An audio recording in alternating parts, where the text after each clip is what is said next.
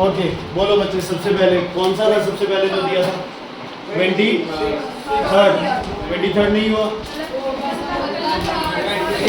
Third हो गया, third भी नहीं हुआ। ओके बोलो थर्ड क्वेश्चन। यस बोलो थर्ड क्वेश्चन बेटा। Cell of EMF 18 volt. Cell of EMF 18 volt 1.8 volt. 1.8 volt And internal resistance 2 ohm internal resistance 2 ohms is connected in series with an ammeter of resistance 0.7 ohm. Ammeter है, इसका resistance है 0.7 ohms Yes. हाँ And a ji. resistance of 4.5 और दूसरा resistance है 4.5 ohms। as shown in the figure. ठीक है, दोनों रेजिस्टेंस किसमें हो गए? सीरीज में। आंसर आ गया 5.2 ohms। करंट की वैल्यू निकालनी है। 1.8 equals to I 5.2 plus 2 ohms। I equals to 1.8 upon 7.2 1/4 equals to 0.25 amperes. क्या हो गया इस क्वेश्चन में? और क्या निकालना बच्चे? What is the potential difference across the terminals of the cell? Potential difference across the terminal V equals to IR 1/4 into 5.2 से 1/4 into 5.2 4 की टेबल पे जाता है ये। यस 1 जा 13 कितना आ गया? 1.3 वोल्ट्स। क्या हो गया? आगे बोलो चलो।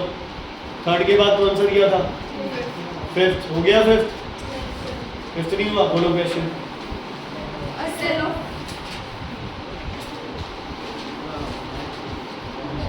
1 2 3 स्टार्ट।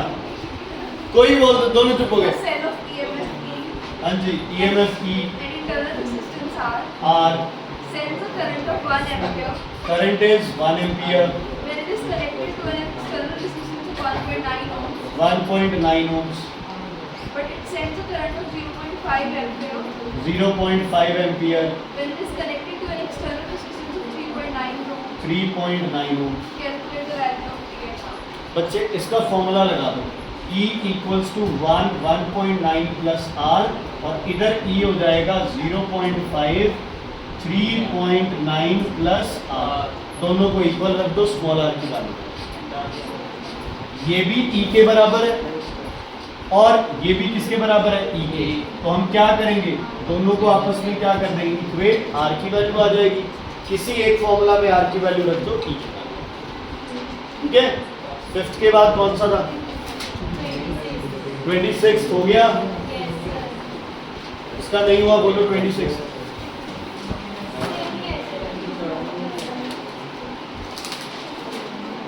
बोलो माही नहीं हुआ 26।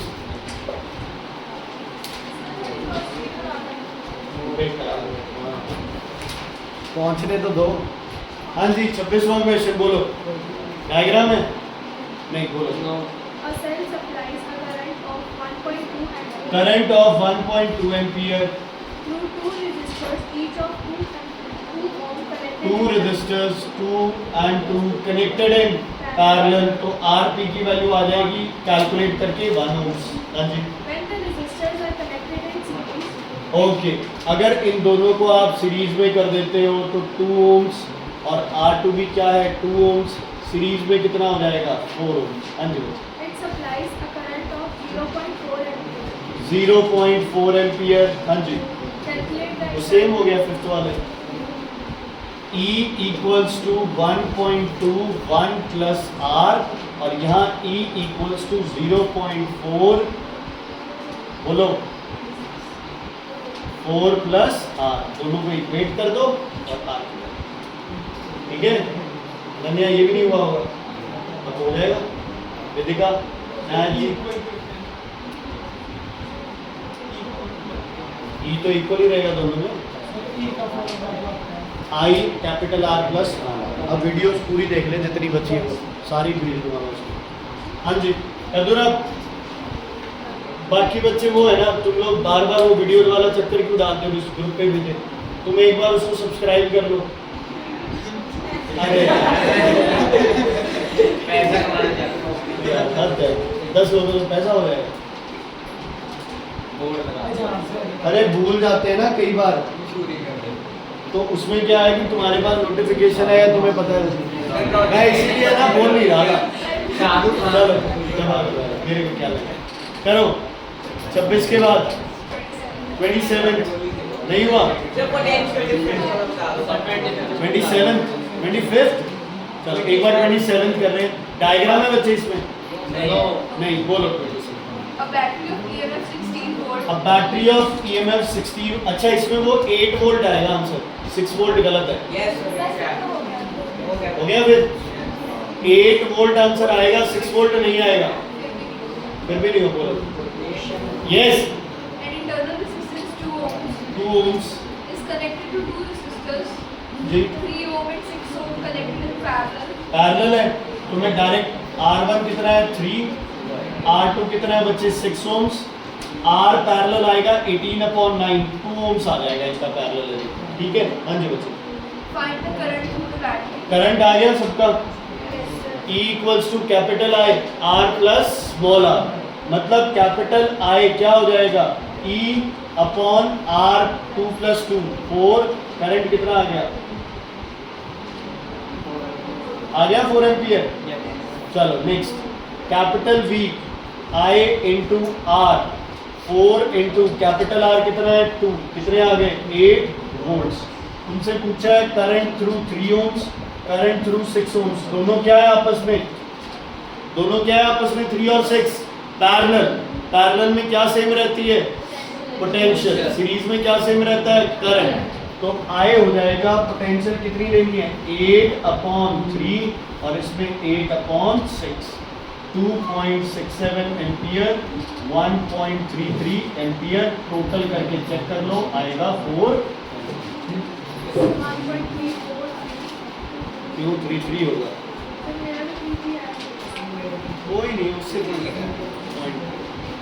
ठीक है बच्चे, 27 25 क्या है डायग्राम है, तो क्या है बोलो, वो तो वो है 5 मीटर वाला, वो वाला है, क्या गड़बड़ गया 1.5 मीटर है तो 4.5 ohms हो गया, 4.5 4.5 4.5 तीनों क्या हो गए पैरेलल। एक से करंट कितना पास कर रहा है 2 एम्पियर, तो 3 से कितना हो जाएगा 6 एम्पियर। 3/4.5 4.5/3 1.5 तो आ गया रेजिस्टेंस, करंट आ गया 6 एम्पियर V के लिए। ठीक है, करके देखना, नहीं हुआ तो फिर मैं दोबारा करूँ।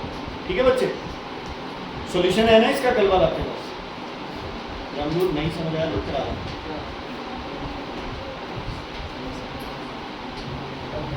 3 रेजिस्टेंस है, तीनों 4.5 के, डायरेक्ट लिख दूं R इक्वल्स टू 3/4.5, मतलब R हो जाएगा 1.5 ohms। एक में करंट 2 एम्पियर है तो 3 हो गए, तो करंट कितने हो गए 3 × 2 6 एम्पियर। क्या निकालना है V, पहले में तो टोटल रेजिस्टेंस निकालना हो गया, फिर potential V equals to IR कितना आ गया 9 वोल्ट्स, बस 5 मीटर है, 1 मीटर का कितना है 3, 5 का कितना हो गया 15, लेकिन एरिया क्या हो गया डबल, तो आधा रह गया 7। हाँ जी अगला बोलो कोई, 27 28 नहीं हुआ, 28 डायग्राम है। ध्यान देना बच्चे अब इस क्वेश्चन में, आप जैसे बच्चों के लिए इम्पॉर्टेंट क्वेश्चन है, समझने की बहुत ज़्यादा ज़रूरत है इस क्वेश्चन में। ठीक है, बराबर बच्चे, बाद में खेल खेलते हैं, अभी सुन लो। ओके, सबसे पहले EMF 2 वोल्ट्स, किसी को प्रॉब्लम है तो बताओ। Internal resistance 3 ohms, is it clear, is it clear? Okay, R1 2 ohms, R2 R ohms, R3 4 ohms. These two are parallel and this combination plus 4 are in series. ये बात clear है या नहीं है? नहीं क्लियर तो क्लियर है? Clear है बच्चे? पहले आपका क्या निकाले अपना टोटल रेजिस्टेंस, कैसे निकालेंगे? 1/R parallel equals to 1/2 plus 1/R, 1/R parallel equals to LCM क्या आ गया 2R R plus 2, R parallel हो गया 2R upon R plus 2। Clear है ये? अब R series will be equal to 2R upon R plus 2 plus which resistance 4 ohms. तो R in series हो गया, एलसीएम क्या आएगा बताओ? R plus 2, 2R plus 4R plus 8, तो R टोटल आ गया आपके पास 6R plus 8 upon R plus 2। ठीक है? कौन सा सीरीज? ये इसका आया ये, और 4 आपस में क्या है सीरीज में, डायग्राम देखो। ठीक है बच्चे? हाँ जी। R ohms और 2 ohms वैल्यू ऑफ R लिखी तो ये तो R ohms और 2 ohms, R के 2 ohms और 2 नहीं, पोटेंशियल डिफरेंस का है R में और 2 ओम्स में, दोनों में। समझदार इंसान को पता है कि दोनों पैरेलल है तो पोटेंशियल क्या रहेगी? सेम। तो चाहे 2 ओम्स की रेजिस्टेंस निकाल लो, चाहे R ओम्स की रेजिस्टेंस, वो पोटेंशियल डिफरेंस चाहे 2 की निकालो चाहे R की निकालो। मैं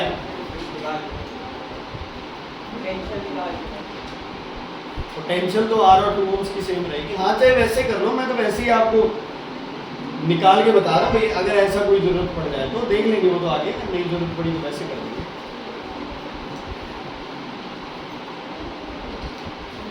टेंशन करके निकालो, वैसे निकालो। चलो आप देखते हैं एक बार क्या।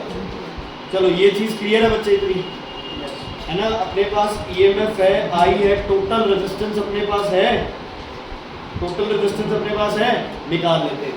इसको यहीं छोड़ दो, इसको यहीं पे छोड़ देते हैं आप। ठीक है? चलो E equals to I capital R plus small r। बताओ भाई E कितना है? 2 equals to 0.25 capital R plus small r कितना है? 3। ये इधर आ जाएगा 8 minus 3 equals to capital R equals to 5। ये 25 इधर नीचे लेके आया इसलिए ये 8 बन गया। 8.25 2 के नीचे लेके आऊंगा तो 200/25 8 बन जाएगा। समझ आ गया बच्चे? ये R क्या निकला अपने पास? R total. क्या निकला ये R? क्या है ये R? टोटल। समझ आ गया? क्लियर है? देखो अभी तक मैंने क्वेश्चन नहीं देखा कि क्वेश्चन में क्या फाइंड आउट करना है।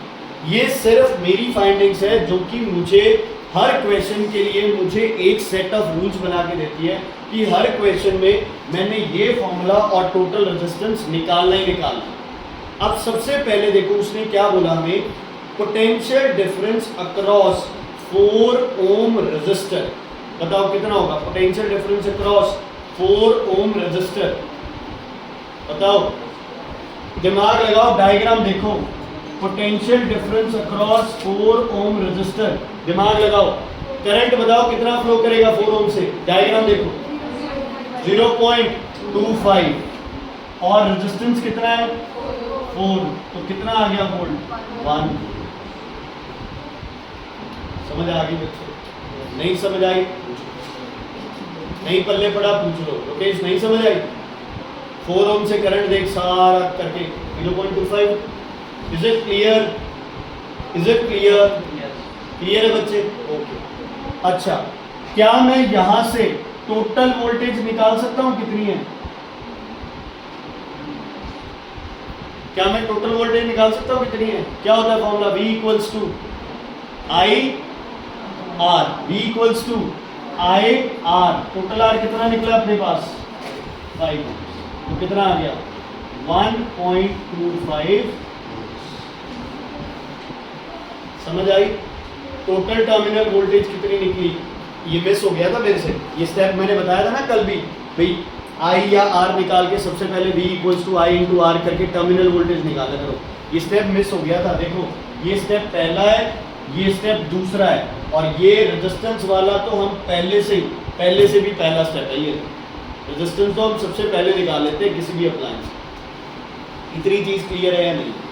करंट आ गया है, टोटल रेजिस्टेंस है, कैपिटल V आ गई, टर्मिनल वोल्टेज और 4 ओम्स के अबाउट आ गई। अब आप लोग मुझे बताओ कि 2 ohms या R ohms के अबाउट कितनी वोल्टेज है? तुम बताओ, मैं नहीं बताऊंगा, तुम बताओ। टोटल टर्मिनल वोल्टेज कितनी मिली? 1.25। 4 ohms ने कितनी यूज कर ली? 4 ohms ने कितनी यूज कर ली? 1। तो कितनी बची आपके पास? 1.25 माइनस 1 कितनी आ गई? 0.25। समझ आई कि नहीं? टोटल पोटेंशियल डिफरेंस जो टर्मिनल वोल्टेज है वो कितनी मिली तुम्हें? टर्मिनल वोल्टेज 1.25, जिसमें से 4 ओम किसने, 4 ओम वाले ने कितनी यूज कर ली तुम्हारे पास? 1 वोल्ट। तो जो पैरेलल है उसके लिए सिर्फ कितनी बची तुम्हारे पास? 0.25। क्लियर है बच्चे इतना? ठीक है, चलो कोई बच्चा मुझे इसकी वैल्यू बता दे कितनी होगी वोल्टेज ड्रॉप। बताओ वोल्टेज ड्रॉप कितनी? 0.75। ईएमएफ माइनस 1.25 कितनी आ गई? 0.75। क्लियर है बच्चे? अभी का क्लियर है बेटा?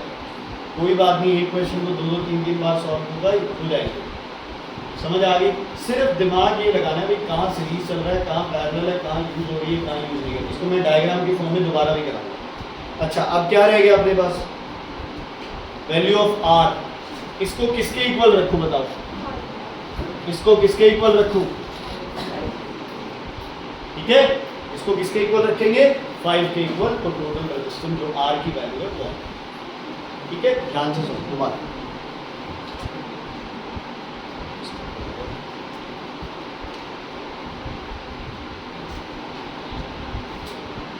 ऐसे क्वेश्चंस में बच्चे थोड़ा सा अपने को दिमाग लगाना है। वो दिमाग अपना कैसे लगना चाहिए? देखो, आपके पास ये क्वेश्चन,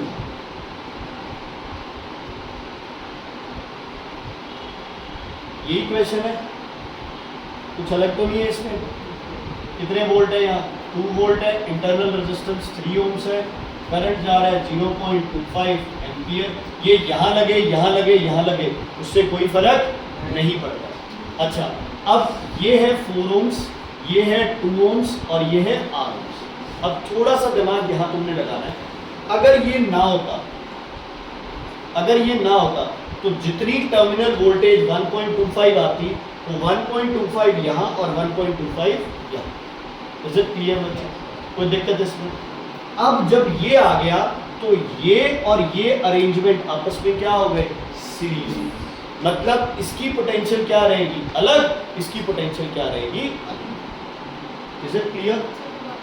देखो, अगर ये ना होता तो इन दो पैरेलल की कितनी रहती पोटेंशियल? 1.25, क्योंकि इतनी है। अब जब इसको बीच में अपन इंट्रोड्यूस कर दिया तो कुछ एनर्जी ये क्या कर लेगा? कंज्यूम करेगा। तो इसके पास क्या मिलेगी? टोटल V में से जितनी 4 ओम्स वाले ने यूज कर ली, पीछे इसके लिए जो भी पोटेंशियल है वो बचा। मान लो यहाँ ये ना होते, यहाँ भी ऐसे अरेंजमेंट होता, अब क्या करते? सेम ही बात है, ये अपनी V यूज करता, बची हुई V इसको मिल जाती। समझ आ गई? एक नहीं चाहे 10 हो सर्किट में, अगर सारे सीरीज में, क्योंकि ये दोनों अब आपस में क्या है? सीरीज में, तो इनमें पोटेंशियल क्या हो जाएगी? डिवाइड। पैरेलल में पोटेंशियल क्या रहती है? पैरेलल में पोटेंशियल क्या रहती है? सेम। अच्छा, कोई बच्चा मुझे ये बताए करंट थ्रू 2 ओम रेजिस्टर कितना आएगा? बताओ। 2 ओम रेजिस्टर के अराउंड कितना करंट ट्रैवल कर रहा है? बताओ।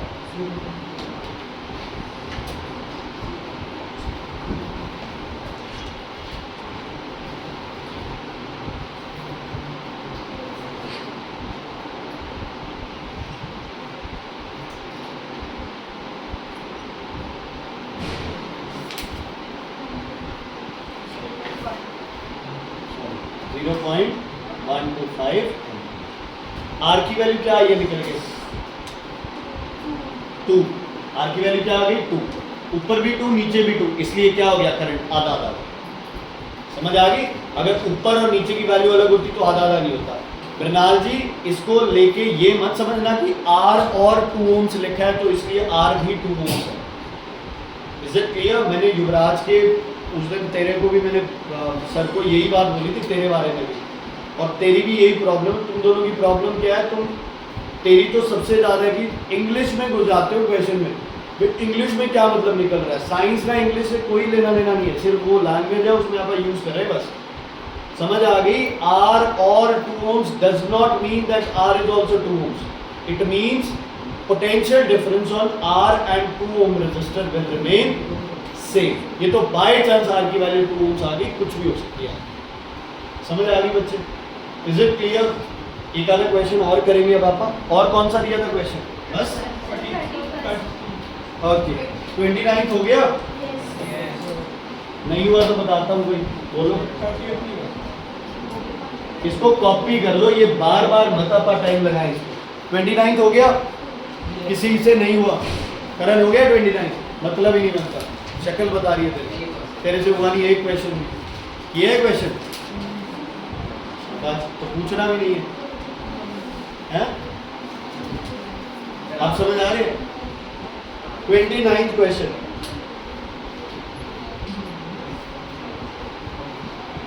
किंगफिशर है, किसका है? किंगफिशर का चाहिए। और ओके 3 रेजिस्टर्स,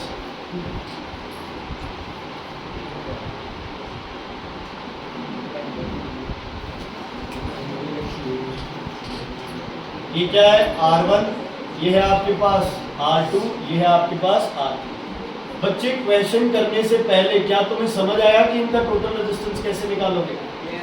कैसे बताओ? बताओ। R2 और R3 क्या हो गए? सीरीज में, और R1 क्या हो गया? पैरेलल। कैसे? यहाँ से चले, दो रास्ते आ गए ये। ठीक है, चलो आप चेक कर लेंगे क्या पूछा है। पहले इफेक्टिव रेजिस्टेंस पूछा है। 2 और 3 का कितना होगा बताओ? 4 + 2 6, और ये कितना है? 6। 2/6 6/3, तो R इफेक्टिव कितना आ गया आपके पास? 3 ohms। इसमें कोई दिक्कत है तो बताओ। क्लियर है? 6 और 6, 1/6 + 1/6 कितना आ गया? 2/6 6/2 3 ohms। चलो नेक्स्ट, रीडिंग ऑफ एमीटर। क्या होगी reading of ammeter? EMF given है कितना? 6 वोल्ट। टोटल रेजिस्टेंस कितना आ गया? 3 ohms एक्सटर्नल। करंट हमें पता नहीं है। इंटरनल रेजिस्टेंस कितना होगा? 0। कोई मेंशन नहीं है, ना ही पूछा गया है ना ही बताया गया है। तो इंटरनल रेजिस्टेंस को क्या कर लो? समझ आ गई? फॉर्मूला वो सेम लगा दो। 6 = I 3 + 0, तो I = 6/3 2 एम्पियर। कई लोगों ने डायरेक्ट कर दिया होगा V = IR, बट यहाँ EMF गिवन है तो EMF लिखो तो कैसे? बस हो गया क्वेश्चन।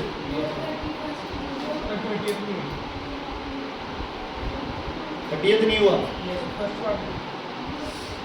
फर्स्ट पार्ट तो सबसे हो गया। 1/10 + 1/40, ठीक है। 5/40 40.5 8 ohms। दूसरे का कितना आएगा? 10 ohms। 10 + 8, तीनों पैरेलल है। 1/30 1/20 1/60 6/60 60/6 10। 10 और 8 कितने हो गए? 80 ohms। रीडिंग एमीटर की कैसे आएगी? 1.8/80 0.1। हो गया बच्चे?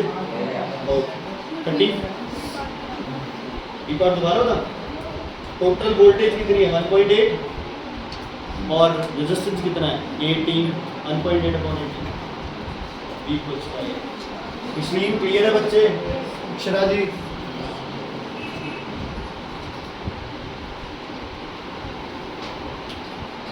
साथी बेटा कोई डाउट है तो पूछ लेना प्लीज, ठीक है?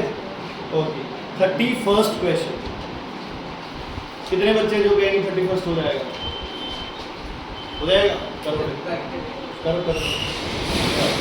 सबसे पहले EMF 2 वोल्ट्स फिर है आपके पास इंटरनल रेजिस्टेंस 1.2 ओम्स, फिर आपके पास R1 4.5 सॉरी R1 कितना है 0.8 ओम्स, फिर है आपके पास R2 4.5 ओम्स, फिर आपके पास R3 9 ओम्स। ये आपके पास एमीटर का रेजिस्टेंस है। वैसे एमीटर का रेजिस्टेंस क्या होता है नेग्लिजिबल, लेकिन यहाँ रेजिस्टेंस है तो जितनी वोल्टेज आएगी उसमें से थोड़ी सी वोल्टेज कौन यूज कर लेगा एमीटर। चेक कर लेते पहले ये दोनों आपस में क्या है बच्चे पैरेलल। क्या आएगा इनका पैरेलल अरेंजमेंट, मेरे अंदाजे से 3 ओम्स आएगा। चेक कर दो एक बार पैरेलल है ना, क्लियर है बच्चे। 2 + 1/9 3/9 9/3 3 ओम्स। ओके, टोटल रेजिस्टेंस कितना आ गया सर्किट का 3 + 0.8 सर्किट का एक्सटर्नल का कितना आ गया 3.8 ओम्स। फॉर्मूला लगाऊंगा मैं 2 = I 3.8 + 1.2 I = 2/5 0.4 एम्पीयर। क्लियर है या नहीं? ग्रुप क्लियर है बच्चे? सब ठीक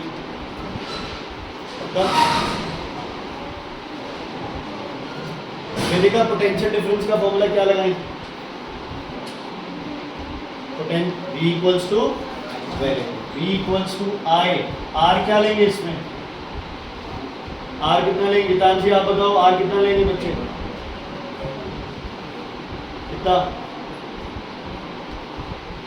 कितना है टोटल रेजिस्टेंस ऑफ सर्किट 3.2 प्रार्थना 3.8 मल्टीप्लाई कर दो 4 8 are 2 3 1.52 volts. Yes, is it clear? नहीं समझ आई? V का फॉर्मूला क्या V = I तो है R कौन सा लेना है एक्सटर्नल सर्किट का, कितना है एक्सटर्नल सर्किट का 3.8। ये मीटर वाला साथ कंसीडर करना पड़ेगा ना इसमें। अच्छा और क्या पूछा इसमें potential across 4.5 ohms 4.5 ohms.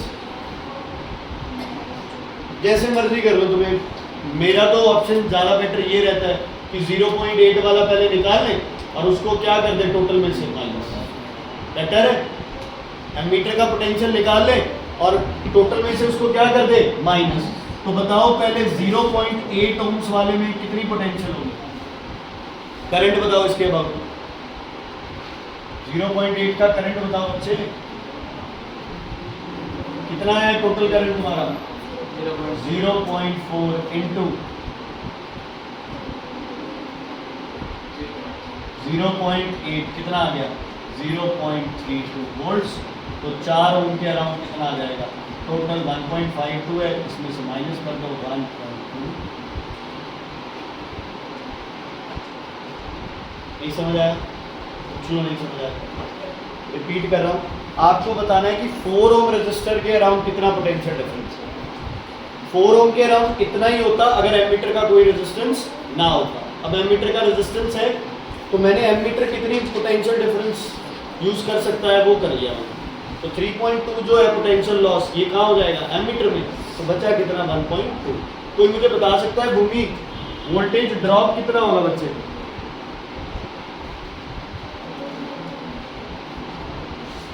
To minus 1.52 कितना आंसर आएगा 0.48। और भी कोई तरीका है कैलकुलेट करने का? और भी I into small r 1.2 into 0.4 ये भी क्या आएगा आपके पास 0.48 ठीक है। हो गए न्यूमेरिकल्स। एक बार मेरी रिक्वेस्ट है एक बार इन न्यूमेरिकल्स को घर पे जरूर प्रैक्टिस करना, ज़्यादा नहीं तो इनके वो कर लेना तुम लोग क्या बोलते हैं एग्जाम्पल। ओके कल पावर रेटिंग डिस्कस की थी अपन। हाँ जी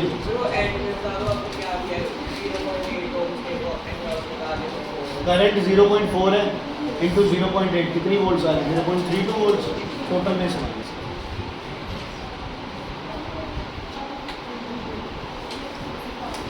ओके कल पावर रेटिंग लिखा है तुमने?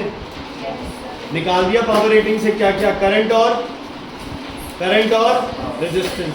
पावर कम होने से कितना हुआ वो कैलकुलेट किया आपने? नहीं। इधर देखो सारे, आपके पास पावर है बच्चे 100 वॉट्स, पोटेंशियल है 200 वोल्ट। अगर मैं पावर कर देता, अगर मैं पोटेंशियल कर देता हूं 100 वोल्ट, लाइट डिम हो गई, तो पावर कितना हो जाएगा बताओ? P इक्वल्स टू वी आई। इस फॉर्मूला से मेरे पास I की वैल्यू आई थी 0.5 एम्पियर, R की वैल्यू कल हम कैलकुलेट कर चुके हैं 400। ये अगर पोटेंशियल 200 से 100 वोल्ट हो जाए तो पावर कितना हो? कैलकुलेट करके बताओ।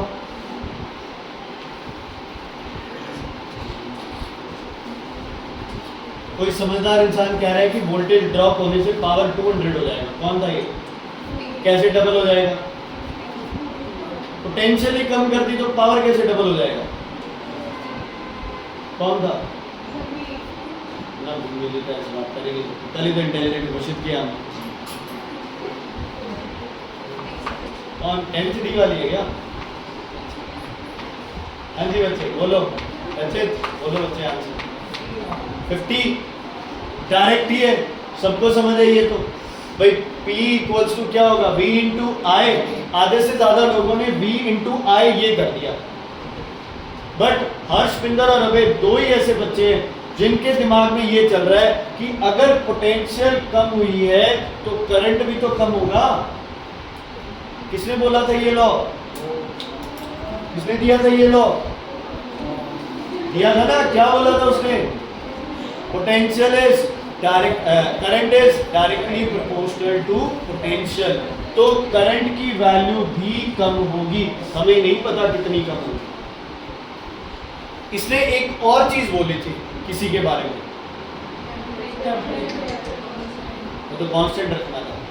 एक और चीज बोली थी, resistance remains constant, resistance remains constant. चलो मैं यहाँ R की वैल्यू रख लेता हूँ, कितनी बच्चे? 400 ओम्स। पावर निकालो। एक और फॉर्मूला था V और R की टर्म्स में पावर का, क्या था वो? V²/R। पावर निकालो, तुम्हें खुद शर्म आएगी कि हमने क्या आंसर बोला।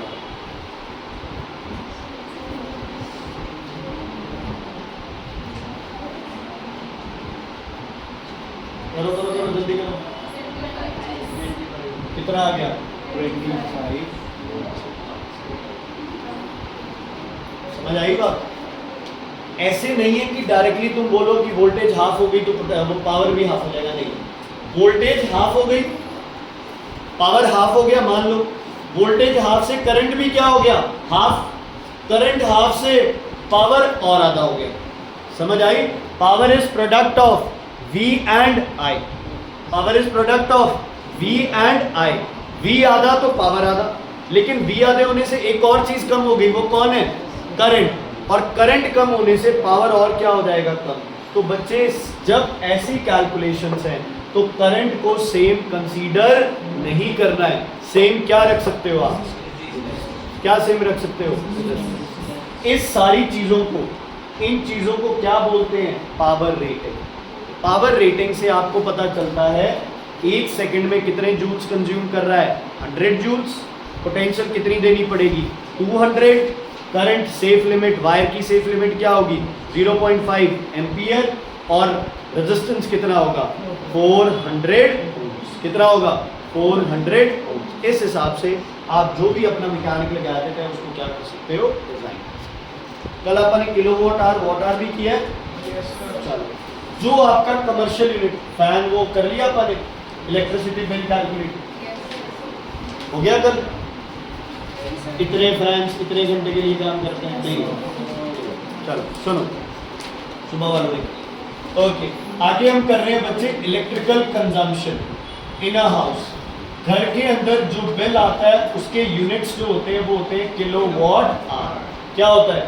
Kilowatt hour. यूनिट कैलकुलेट करने का एक फॉर्मूला होता है जिसमें आप लिखते हो बच्चे number of appliance multiplied by power. किसके अंदर? किलोवाट के अंदर। वॉट में है तो डिवाइड बाय क्या करोगे? 1000। मल्टीप्लाइड बाय बच्चे टाइम, आवर्स में मल्टीप्लाइड बाय बच्चे डेज।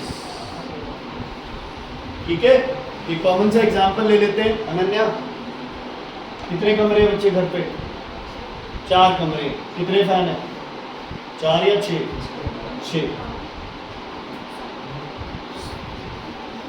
7 फैन है, मान लो 100 वॉट के है फैन, ठीक है, 100 क्या 200 वॉट के फैन है। कितने घंटे चलते होंगे?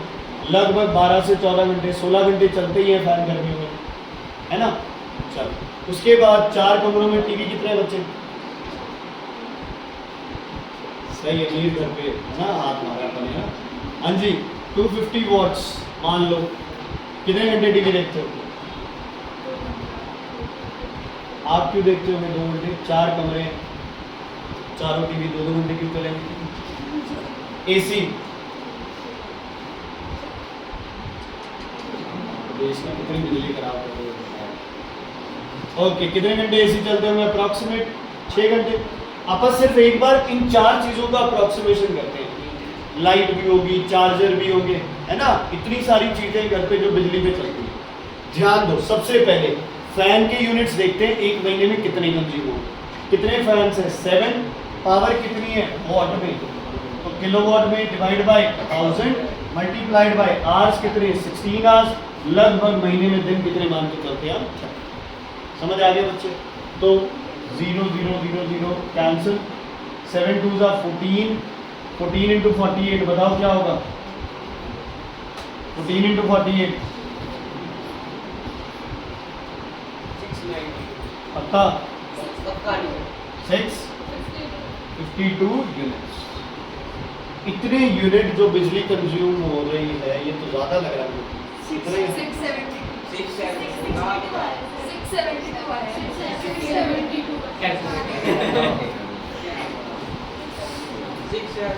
मुझे नहीं आता तो तुम जो बोलोगे वो सही है। समझ आ गई बच्चे? ओके, ऐसे ही इसका कैलकुलेट करेंगे, क्या आएगा? 4 into 250 upon 1000 into 2 into 30। Weekly पूछते तो इंटू 7, डेली पूछते तो इंटू 1। ये क्या होगा? 4 इंटू क्या? 2 इंटू 6 इंटू 30। चेक कर लेते हैं। 4 इंटू 2 इंटू 6 इंटू 30। इसका आंसर बताना। 4 2 जा 8, 8 6 जा 48 इंटू 30, 4 2 शायद। अब खुद देखो बच्चे, एसी जो है बल्ब से नंबर में क्या है? कम। घंटे भी इसके क्या है? आधे से भी कम, है ना। लेकिन यूनिट क्या कंज्यूम कर रहा है? इससे भी डबल। क्या यूनिट कंज्यूम कर रहा है? इससे भी डबल बच्चे। क्यों? क्योंकि एसी की पावर क्या है? ज्यादा। बल्ब 1 सेकंड में कितने जूल्स कंज्यूम करेगा? 200। एसी कितने जूल्स कंज्यूम करेगा? 2000। कितने कंज्यूम करेगा? 2000। ऐसे करके सारे यूनिट्स आ जाएंगे आपके पास। जितने पैसे हैं, 5 रुपए, 6 रुपए, 10 रुपए, उससे आप क्या कर लोगे? मल्टीप्लाई कर लोगे।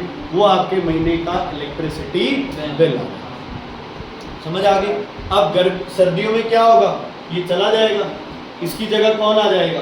हीटर है, गीजर है। लेकिन इतना है, अभी गीजर तो कितना चलाते हैं, है ना। मेरे दोस्त जैसा बच्चा अगर कोई है, हमने 10 दिन में एक बार गीजर यूज करना है, अपन ने क्या करना है ना। और हीटर, हीटर कितनी देर?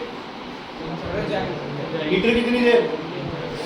मैक्सिमम 1 घंटे 2 घंटे, इससे ज्यादा हीटर ठीक है। तुम पढ़ाई कर रहे हो तो हाँ, पढ़ाई में फिर 1 और 2 घंटे ही है, इससे फालतू तो पढ़ाई भी नहीं होती है ना इसके अंदर, गर्मी लगने लगता है। लेकिन एसी के साथ ऐसा नहीं है। एसी 6 घंटे है,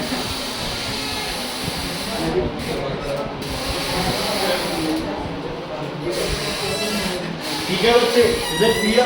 तो ये आपके पास क्या हो गया? ये आपके पास हो गया मंथली बिल की कैलकुलेशन, ठीक है। चलो एक बात मुझे बताओ, आप जब भी कोई अप्लायंस यूज करते हैं तो अप्लायंस गर्म हो जाता है, क्या वजह है गर्म होने की? Very good. और कोई वजह? Power losses. Power losses. और कोई वजह? लिखो, heating effects of current. Heating effects of current. Heating effects of, ये हीटिंग इफेक्ट्स लिखो बस एक बार। हीटिंग इफेक्ट्स, बस heating effects. Heating effects are directly proportional to square of current. Heating effects are directly proportional to resistance. Heating effects are directly proportional to time. अगर कोई appliance आप use कर रहे हो जो करंट जो रिक्वायर्ड है उसकी करंट रिक्वायरमेंट बहुत ज़्यादा है ना, करंट रिक्वायरमेंट क्या है, बहुत ज़्यादा है, तो ऑब्वियसली बच्चे वो गर्म क्या होगा, ज़्यादा है। ध्यान से सुनना एक बात, 220 वोल्ट रेगुलर सप्लाई रहती है आपके घर में, रहती है। बल्ब की पावर है 100 वॉट, एसी की पावर है 2000 वॉट, हीटर की पावर है 1000 वॉट, आपके पास छोटे बल्ब है जिनकी पावर है 10 वॉट, चार्जर है मान लो 10, वो चलो चेंज कर दे, चलो जो भी है, ये 3-4 चीज़ें होंगी हमारे पास। आप बताओ इन सब में से करंट सबसे ज़्यादा कौन किसको चाहिए? पोटेंशियल सेम है, तो इस पावर के लिए किसको ज़्यादा करंट चाहिए, सॉरी इसको सबसे ज़्यादा चाहिए, इसको थोड़ा सा और कम चाहिए, इसको और कम चाहिए, और इसको क्या चाहिए, करंट बहुत कम। हीटिंग सबसे ज़्यादा किस में होगी, इसमें, फिर इसमें, फिर इसमें, और लास्ट में इसमें। तो लॉसेस किस में सबसे ज़्यादा होंगे? आप नहीं चाहते हीटर के सिवाय कोई भी इलेक्ट्रिकल अप्लायंस क्या हो गर्म। हीटर में आपके हीटर, ड्रायर, हेयर प्रेस वो सब आ जाते हैं, स्ट्रेटनर वगैरह जो भी। मतलब जहाँ आपको हीट एनर्जी चाहिए वहाँ तो अच्छी बात है, लेकिन जहाँ हीट एनर्जी नहीं चाहिए वहाँ भी हीट प्रोड्यूस होती है। तो हीटिंग इफेक्ट्स कम करने के लिए आप क्या कर सकते हो? रेजिस्टेंस वाला चेंज कर सकते हो, कुछ वायर को क्या कर सकते हो, ब्रॉड कर सकते हो, वाइड रेडियस बढ़ा सकते हो, वो भी एक लिमिट तक है, उससे ज़्यादा तो रेडियस नहीं बढ़ सकती। या फिर वायर की क्या कम कर दो आप, लेंथ, वो भी कुछ हद तक है। अब ऐसे तो है नहीं कि अब यहाँ से अपने को भाखड़ा नंगल डैम से यहाँ पावर चाहिए तो हम कोई उठ के तो वहाँ जाएंगे नहीं, भाई घर बार लेके वहाँ चलते हैं, वहाँ बिजली पास आएगी, रेजिस्टेंस कम हो जाएगा, या डैम यहाँ आ जाए, ये भी नहीं हो सकता। समझ आ गई? सोलर जो भी एनर्जी है, आपके रूफटॉप पे जो प्लेट्स लगती हैं वो आपके घर के पास ही रहेंगी हमेशा। घर से दूर मैदान है, वहाँ आप सोलर प्लेट्स लगा के नहीं ला सकते इलेक्ट्रिकल एनर्जी। क्या लॉसेज आएंगे उसमें? एसी की वायर कहीं और भी तो लेके जा सकते थे, ज़्यादातर केसेस में पास क्यों रखते हैं? ताकि रेजिस्टेंस क्या है। क्या आप टाइम को चेंज कर सकते हो हीटिंग कम करने के लिए? कुछ में कर देते हैं, जैसे ड्रायर है, हेयर ड्रायर है, उसकी स्पेसिफिकेशंस होती हैं कि आप उसे 5 मिनट 10 मिनट यूज़ करके उसे 10-12 सेकंड के लिए बंद करना है ना, और वो बंद ऑटोमेटिकली हो जाता है ना। यूज़ कर रहे हैं तो वो बंद तो बार बार हो गई, एक बार ड्राई किया आपने, चेंज किया, फिर ड्राई किया, तो वो बंद होता रहता है। लेकिन ऐसे नहीं है कि आपने कपड़े रख लिया, आप कपड़े ड्रायर से लगातार सुखाए जा रहे हो, ड्रायर थोड़ी देर ही चलेगा, सड़ जाएगा। समझ आ गई? टीवी चल रहा है, इंडिया पाकिस्तान का मैच चल रहा है, आपको आके पापा बोले 4 घंटे हो गए, टीवी गर्म हो रहा है, इसको बंद कर दो, नहीं कर सकते, है ना। तो टाइम एक ऐसा फैक्टर है जो कई जगह तो आप कम कर सकते हैं, लेकिन हर जगह वो टाइम कम नहीं हो सकता। बिजली सप्लाई वाले क्या करते हैं, जब ओवरलोड हो जाए तो क्या कर देते हैं, इलेक्ट्रिक सप्लाई बंद कर देते हैं। क्यों? वो क्या कम कर रहे होते हैं, टाइम कम होगा तो हीटिंग लॉसेस क्या होंगे, समझ आ गई? तो किसी भी वायर में, अप्लायंस में हीटिंग लॉसेस के 3 कारण कौन कौन से हैं? करंट, रेजिस्टेंस और टाइम। समझ आ गया बच्चे? अब प्लीज़ रिक्वेस्ट है मेरी, न्यूमेरिकल्स मैंने ज़्यादातर करा दिए दोनों एक्सरसाइजेस के, इसकी थ्योरी सॉल्व कर लेना। थ्योरी कल सॉल्व करके आओगे, कल आप डिस्कस करके फिर कोशिश यही है कि अगला चैप्टर भी फिजिक्स वाला निपटाएं। सीक्वेंस है, 2 ही तो है। अच्छा हाँ 3 हो गए, 3 हो गए। पहली तो कराई थी मैंने, पहली करा दी, 2 ही बची है बी और सी।